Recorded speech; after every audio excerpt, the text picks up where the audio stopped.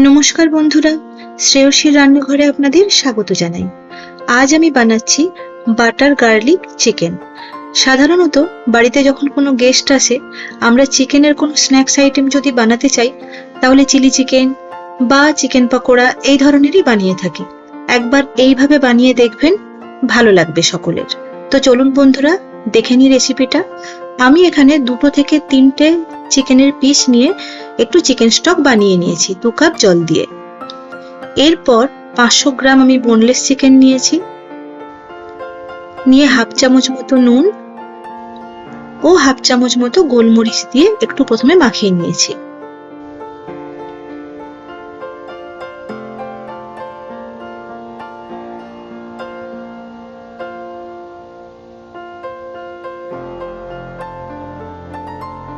এরপর আমি ছোট চামচের 2.5 চামচ ময়দা আমি এখানে দিয়ে দিলাম, দিয়ে একটু মাখিয়ে নেব। যদি দেখি যে কোটিংটা ঠিকঠাক হয়নি, তাহলে আমি এখানে করেছি কি আরো 1 চামচ ময়দা দিয়েছি, সেটা একটু আন্দাজ মতো দেখে নেবেন।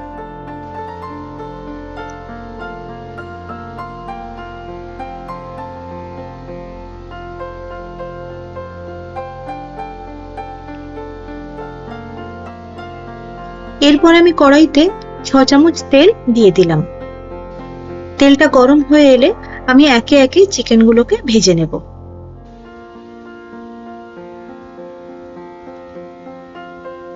খুব বেশি সময় ধরে ভাজবো না, হালকা ভেজেই তুলে নেব।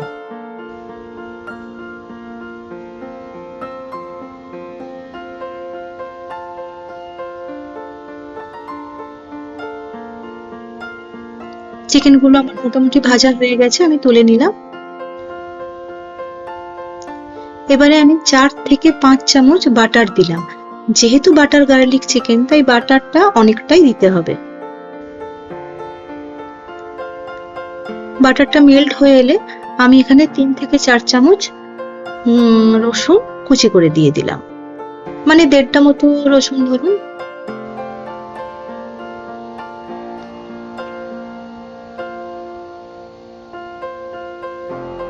একটু হালকা হাতে নেড়ে রসুনগুলো, বেশি ভাজবো না। এরপরে আমি 2 চামচ ময়দা দিয়ে দিলাম, দিয়ে একটু কষিয়ে নেব সামান্য।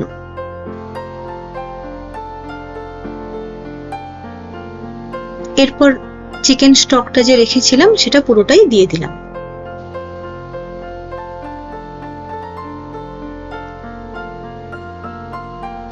ঝোলটা ফুটে উঠলে আমি এখানে হাফ চামচের একটু বেশি চিলি ফ্লেক্স দিয়ে দিলাম। এরপর 2 চামচ অরিগানো দিলাম।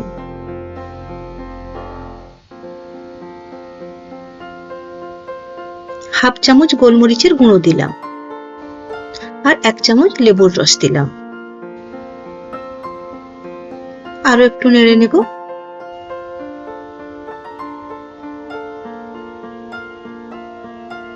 স্বাদ মতো নুন দিয়ে দিলাম।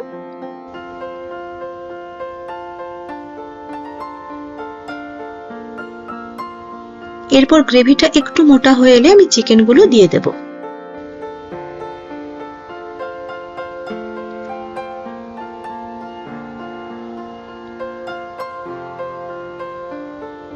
দিয়ে আরো কিছুক্ষণ ফুটিয়ে নেব।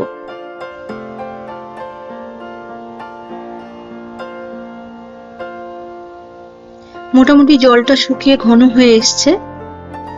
এবারে আমি উপর থেকে ধনেপাতা ছড়িয়ে দেব। যদিও এখানে পার্সলে পাতা লাগে, কিন্তু পার্সলে পাতা তো সব জায়গায় পাওয়া যায় না, তাই ধনেপাতা দিয়েছি। ব্যাস, একটু নেড়ে চেড়ে নিলেই রেডি বাটার গার্লিক চিকেন। খেতে খুব সুন্দর হয়, আপনারা বানিয়ে দেখবেন। যদি আমার রান্নাটা আপনাদের ভালো লেগে থাকে, তাহলে আমার চ্যানেলটা সাবস্ক্রাইব করতে ও ভিডিওটিতে একটি লাইক দিতে ভুলবেন না।